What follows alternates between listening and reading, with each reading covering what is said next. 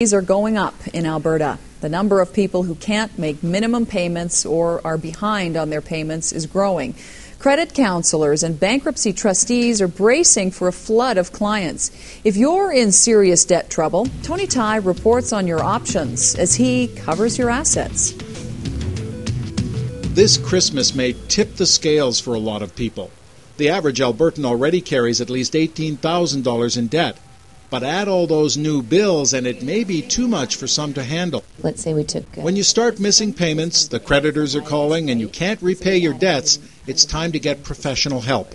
The easiest option is the Orderly Payment of Debts program with Money Mentors. It's a little bit like a consolidation in the sense that, it's a lower interest rate. You bring all of your unsecured debts together, and then you have to be able to pay them off in a 4-year time period.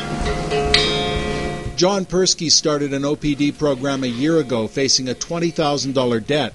He's avoiding bankruptcy and learning how to manage money better. It's not a Band-Aid solution, it's a permanent fix, because you learn budgeting.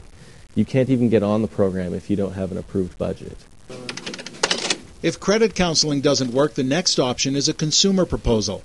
A bankruptcy trustee helps negotiate with creditors to pay back a percentage of your debt. And those do work out well. We are very successful. The creditors do like those types of repayment plans because in those plans they do get more than if the individual was to file a bankruptcy. And that's the last resort.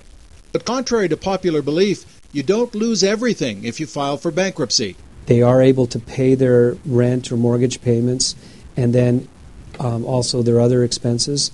And if there's any money left over after that, then they would pay the trustee sums for the creditors. How much you pay back is based on government income guidelines.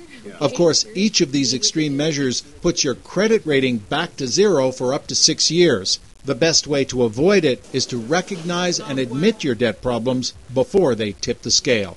Tony Tai, Global News. And if you want more information or help dealing with debt, we have some links on our website. You can also watch the whole series. Just go to Editor's Picks.